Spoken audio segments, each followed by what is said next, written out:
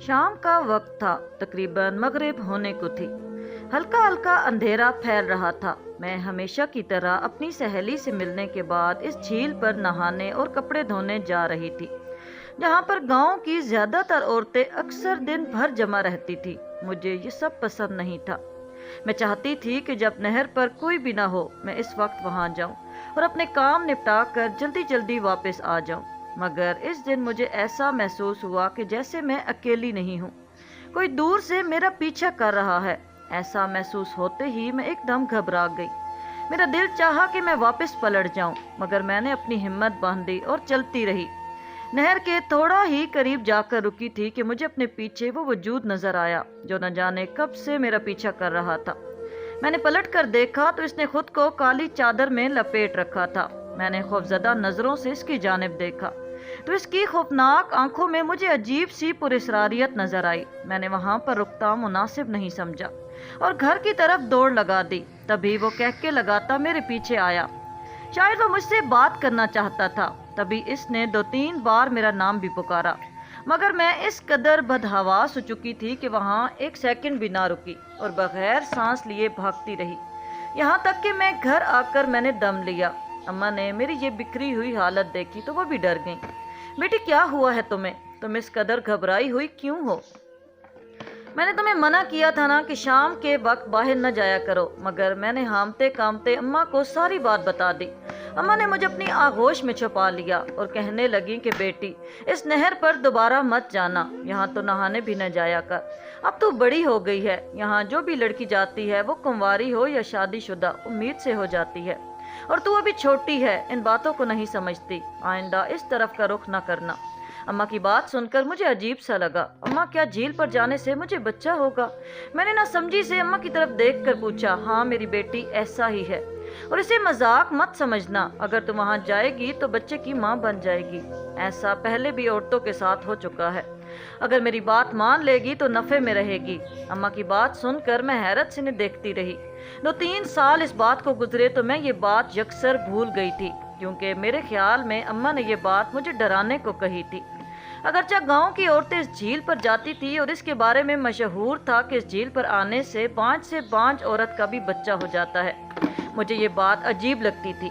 मैं ये बात सुनकर हंसती और अपनी सहेलियों से कहती कि देखो, गांव की औरतें भी कितनी पागल हैं। भला नहर में ये ताकत कैसे हो सकती है कि वो किसी को औलाद दे? मुझे तो लगता है कि इसके नहर के नीचे कोई कब्रिस्तान है, जहाँ से औरतें मुर्दा बच्चे लेकर अपने घरों को जाती हैं। मेरी इस बात पर मेरी सहेलियां हंस पड़ती, मगर वो सब भी इस बात से डरती थीं, क्योंकि इस झील के बारे में बहरहाल यही मशहूर था कि यहाँ पर जो भी औरत आती है इससे बच्चा जरूर होता है। इन्हीं दिनों भैया की शादी हो गई। जब मैं 16 साल की थी, हमारे घर भाभी आई। भाभी ने भी आते ही मुझे ये सबक पढ़ाना शुरू कर दिया कि तुम बाहर न जाया करो, अब बड़ी हो गई हो। भाभी की ये बात सुनकर भी मुझे उलझन होती थी, क्योंकि मैं नहीं चाहती थी कि कोई मुझे बाहर जाने से रोके। अगरचा मेरी उम्र 16 साल थी, मगर शौक अभी बच्चों वाले थे। एक दिन की बात है कि मैं अपनी सहेलियों के साथ खेल कर लौट रही थी कि किसी ने पीछे से मेरे सर पर एक पर्चा दे मारा। मैंने वो पर्चा खोल कर देखा तो इसमें वाहियात किस्म की बातें लिखी थीं जो मेरे ही बारे में थी, और मुझसे इजहार मोहब्बत इंतहाई घटिया अल्फाज में किया गया था। मैंने ये पढ़ा तो गुस्से से आग बगोला हो गई, लेकिन जब तक मैं पीछे मुड़ती वो शख्स वहां से गायब हो चुका था। मैंने सोच लिया कि मैं अपनी भाभी और अम्मा को ये बात बता कर रहूंगी, मगर घर पहुंचते पहुंचते मैं ये बात भूल गई। रात भर मैं यही सोचती रही कि न जाने वो शख्स कौन है। बिल्कुल वैसी ही हंसी और वही आंखें जो मुझे मेरे ताक़ुब में मिली थी, अब वही आंखें अपने ताक़ुब में महसूस की थी। खौफ से मेरा बुरा हाल था। तभी मैं अगले दिन नहर पर ना गई, सारा दिन घर में पड़ी रही। शाम का वक्त था। भाभी मेरे लिए किचन में चाय बना रही थी कि मुझे फिर से किसी की नजरों का हसार अपने गिर्द बंधा हुआ महसूस हुआ। मैंने पीछे मुड़कर देखा तो वही शख्स खड़ा था जिसे मैंने आज से सालों पहले झील के साथ अपने ताक़ुब में आते देखा था। मैंने हैरत से इसे देखा कि तुम यहाँ क्या कर रहे हो खबीस इंसान, तुमने अभी तक मेरा पीछा नहीं छोड़ा। खूब समझती हूँ कि तुम क्या चाहते हो। मैं इस शख्स पर बरस पड़ी, मगर इसकी हंसी और इसके सुकून में कोई फर्क नहीं आया।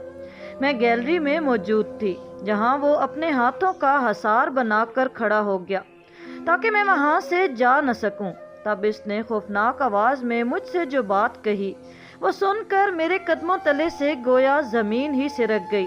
ایک بات تم کان کھول کر سن لو، تم میری ہو اور میری ہی رہو گی۔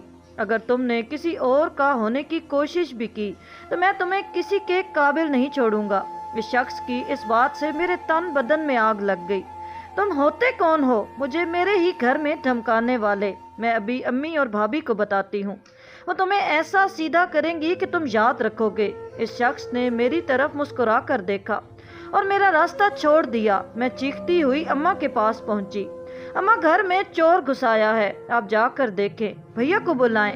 میں نے سب گھر والوں کو شور مچا کر اکٹھا کر دیا۔ سب گیلری میں گئے، وہاں پر کوئی بھی نہیں تھا۔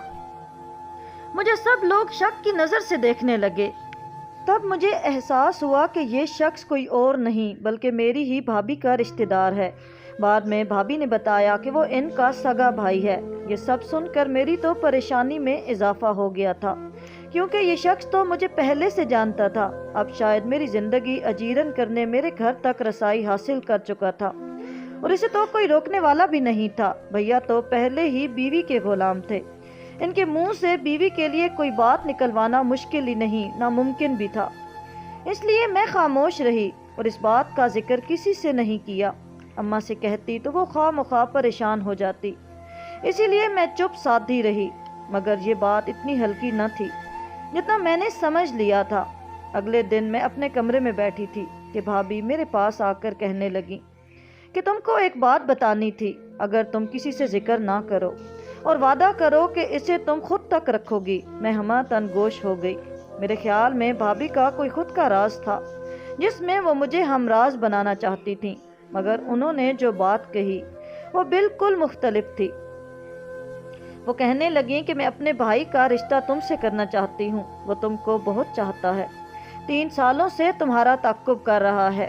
اس نے تو میری شادی پر بھی اسی لیے اعتراض نہ کیا جب اسے معلوم ہوا کہ تم امجد کی بہن ہو، ورنہ وہ تمہارے خاندان کو پسند نہیں کرتا تھا۔ اس نے تم تک پہنچنے کے لیے کئی راستے بنائے ہیں۔ اب تم انکار مت کرنا، ورنہ وہ جنونی ہے اور تمہارے لیے کچھ بھی کر گزرے گا۔ بھابھی کی بات سن کر مجھے ڈر سا محسوس ہوا۔ میں ان کے بھائی سے ہرگز شادی نہیں کرنا چاہتی تھی، مگر ان کا موقف تھا کہ ان کا بھائی مجھے دل و جان سے چاہتا ہے۔ مجھے تو اب گھر آتے ہوئے بھی عجیب سی الجھن ہونے لگی۔ میں زیادہ تر اپنی سہیلیوں کے پاس ہی باہر رہتی۔ گھر آتی تو بھابھی ایک ہی بات کا رونا لے کر بیٹھ جاتی، کہتی کہ میرے بھائی سے شادی کر لو، وہ تمہیں بہت خوش رکھے گا۔ ایک دن کی بات ہے کہ میں اپنی سہیلیوں کے ساتھ نہر پر کھیلنے چلی گئی۔ وہ سب تو کپڑے دھو کر اپنے اپنے گھروں کو ہو لیں۔ نہ جانے میں کس سوچ میں گم تھی کہ وہیں بیٹھی رہی۔ شام کا اندھیرا پھیلنے لگا تو مجھے احساس ہوا کہ میں اپنے گھر سے کتنی دور آ گئی ہوں۔ تبھی میری نظر سامنے بیٹھی عورت پر پڑی جو نہ جانے کب سے وہاں بیٹھی مجھے دیکھ رہی تھی۔ اس نے مجھے دیکھا تو کہنے لگی کہ بیٹی، یہ تم کس حال میں اپنے گھر جا رہی ہو؟ اس وقت تمہیں اس طرح ان کپڑوں میں گھر نہیں جانا چاہیے۔ تمہارے گھر کے راستے سے ہو کر آ رہی ہوں۔ میں نے کچھ مہمانوں کو تمہارے گھر کی طرف جاتے دیکھا تھا۔ اگر تم اس حالت میں گئی تو نہ جانے تمہیں کیا کیا باتیں سنائیں گے۔ میں نے اپنے کپڑوں کی طرف غور سے دیکھا تو وہ مٹی اور کیچڑ لگنے کی وجہ سے بہت گندے ہو رہے تھے۔ میں نے سوچا کہ میں یہیں بیٹھ کر اپنے کپڑے دھو لیتی ہوں، گھر جانے تک خشک ہو جائیں گے۔ بیٹی تم یہیں پر رکو، میں تمہارے لیے کپڑے نکالتی ہوں، میرے پاس بہت سارے جوڑے ہیں، اس عورت نے کہا اور اپنے ہاتھوں میں پکڑی پوٹلی کو کھولنے لگی۔ میں حیرت سے اسے دیکھ رہی تھی کیونکہ میں نے اس بڑھیا کو آج سے پہلے کہیں نہیں دیکھا تھا اور یہ مجھے نئے کپڑے دینے پر تلی ہوئی تھی، جبکہ میرے پاس روپیہ بھی نہیں تھے۔ میں نے بڑھیا کو ایسا کرنے سے منع کر دیا تو وہ اٹھ کر میرے پاس آ گئی۔ ارے تم تو میری بیٹی جیسی ہو، میں ساتھ والے گاؤں سے آئی ہوں جہاں پر میں کپڑے بیچتی ہوں، مگر تم مجھے اپنی بیٹی جیسی لگتی ہو، اسی لیے تمہیں کپڑے دینا چاہتی ہوں۔ اب گھر جاؤ اور یہی کپڑے پہن کر جانا، ورنہ تمہارا تاثر بہت برا پڑے گا۔ بڑھیا کی بات مان کر میں جھیل کے ساتھ ہی بنے اس غسل خانے میں چلی گئی جو یہاں پتھروں سے بنایا گیا تھا۔ گھر جاتے ہی بھابھی کی نظر میرے کپڑوں پر پڑی تو کہنے لگی کہ یہ کیا، تم یہ کپڑے تو کچھ اور پہن کر گئی تھی۔ میں نے کہا کہ مجھے ایک عورت نے دیے ہیں۔ कि वो कह रही थी कि तुम्हारे कपड़े गंदे हो गए हैं, इसलिए ये पहन लो। भाभी ने कहा कि तुमने बिल्कुल ठीक किया, और ये बात कहकर कमरे से बाहर निकल गईं। इस बात का मतलब मुझे आज तक समझ नहीं आया। बहरहाल मेरी तबीयत 2-3 दिन गुजरे थे तो कुछ अजीब सी होने लगी। मैं ये सब नज़रअंदाज करती गई, मगर फिर जब मेरे पेट में दर्द मुसलसल बढ़ा और तबीयत बोझल रहने लगी तो मैंने अम्मा को बताया। अम्मा भी मेरी बात सुनकर कहने लगी कि तुम्हें अस्पताल लेकर जाऊंगी, क्योंकि ये मसला अब हमारे हकीम के सुलझाने का नहीं है। अम्मा अगले ही दिन मुझे शहर की लेडी डॉक्टर के पास लेकर गई। तभी लेडी डॉक्टर ने अम्मा को वो खबर सुनाई जो सुनने के बाद कोई भी माँ अपने होशो हवास खो देती है। अम्मा ने मुझे हैरत से देखा, जैसे इन्हें इस बात पर यकीन न आ रहा हो कि मैं उम्मीद से हूँ, और वो भी बिना शादी के, जबकि मेरा दिल जानता था कि मैंने आज तक अपनी हदूद को कभी पार नहीं किया, और फिर हराम कुर्बतों का तो मैं तसव्वुर भी नहीं कर सकती थी। अम्मा मुझे जुताले लेकर मारने पीटने लगी। बता कहाँ अपने माँ बाप की इज्जत को काला करके आई है। अम्मा की मार मुंह पर लगने वाले कांटों के जैसी थी। मैंने अम्मा के पांव पकड़ लिए। इन्हें बताना चाहा कि मैं तो सिर्फ नहर पर गई थी। अम्मा ने मेरी कोई बात न सुनी और मारती पीटती मुझे घर ले आई।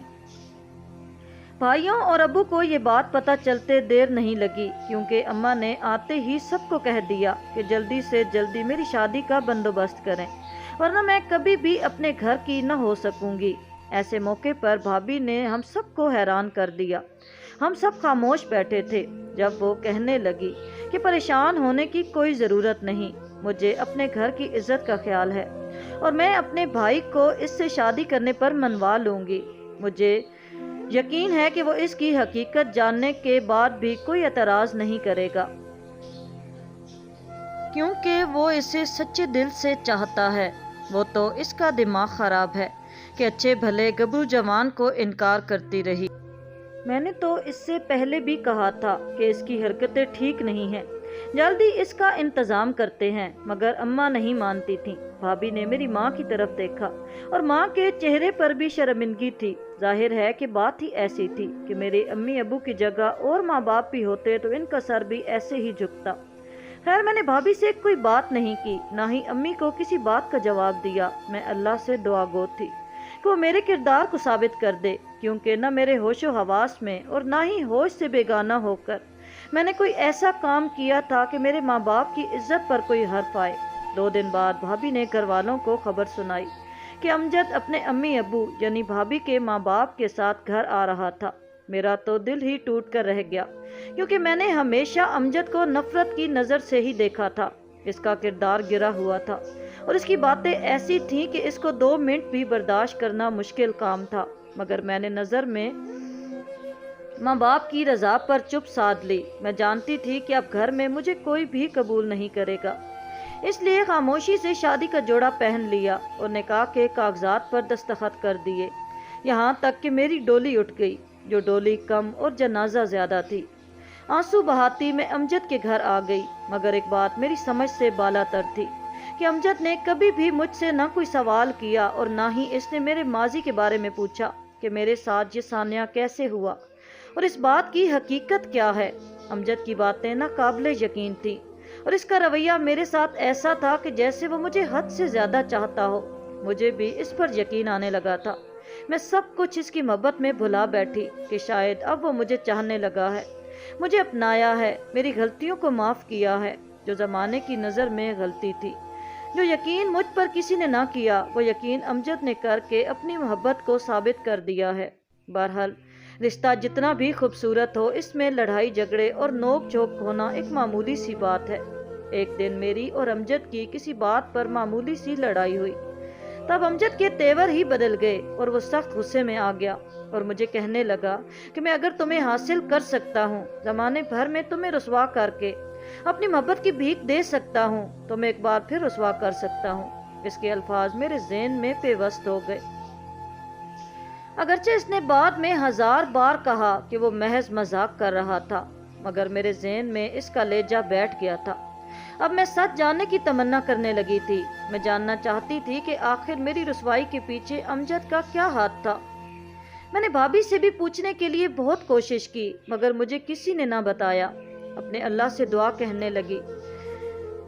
वो मुझसे माफ़ी मांगना चाहती हूँ। मैंने इनसे पूछा क्या बात है, तुम ऐसा क्यों कह रही हो? कहने लगी कि बेटी मैंने आज से कुछ साल पहले तेरे साथ जो बुराई की थी इसका नतीजा आज तक भुगत रही हूँ। मुझे तेरे बारे में कोई हकीकत मालूम न थी, बस मैंने वही किया जो मुझे बताया गया, लेकिन वो सब मैंने पैसों की खातिर किया। मैंने कुछ सालों पहले तुम्हें कपड़े दिए थे और कहा था कि इन्हें पहन लो, इनके पहनने से तुम्हारा तासुर अच्छा पड़ेगा क्योंकि तुम्हारे घर में कुछ मेहमान आ रहे हैं। कपड़े तुमको मैंने न दिए थे, मुझे तुम्हारी भाभी ने दिए थे। मुझे इस वक्त ये भी नहीं मालूम था कि ये तेरी भाभी है। इसने मुझसे यही कहा था कि तुम मुझसे एक रकम ले लो और ये कपड़े फलां हुलिये की औरत को दे देना, इससे वो तुम्हें अच्छा समझेगी, वो मुझ पर शक भी नहीं करेगी। तुम मुझसे जितनी रकम चाहो ले लो। मैंने तुम्हारी भाभी से वो रकम ले ली और तुम्हें वो कपड़े पहनने को दे दिए, मगर मैं नहीं जानती थी कि सब के पीछे तुम्हारी बर्बादी छुपी है। तुम्हारी भाभी ने बाद में मुझे मजीद रकम दी क्योंकि इनका काम बआसानी हो गया था, मगर आज तक मैं अपने जुर्म पर खुद को कोसती हूँ। मुझे पता है कि वो सब जो मैंने किया वो जुर्म था और गुनाह था, मगर खुदा के लिए मुझे माफ़ कर दो, मैं अपने हिस्से की सज़ा काट चुकी हूँ। इस औरत की बात सुनकर मैं हैरान रह गई। मैंने सोचा भी नहीं था कि मेरी भाभी इस कदर खतरनाक इरादों की मालिक होगी। खैर मैंने इसे दिल से माफ़ कर दिया है क्योंकि अल्लाह ने मुझे मोहब्बत करने वाली और फर्माबरदार औलाद दी है, जिसके लिए मैं जितना शुक्र अदा करूं कम है। मगर भाभी ने ये सब कैसे मुमकिन बनाया, आज तक मेरी समझ में नहीं आता। कभी कभी लगता है कि अम्मा को डॉक्टर ने गलत मालूमात दी और कभी लगता है कि ये सब जो हुआ वो महज एक इत्तफाक नहीं, एक सोची समझी साजिश थी। अल्लाह ताला की इबादत करने ने मुझे इतना सब्र दे दिया है कि मैं इन गुनाहों को माफ़ कर सकूं जिन्होंने मेरी ज़िंदगी तबाह की, मगर ये सवाल मेरे जहन से कभी महव नहीं हो सकेंगे।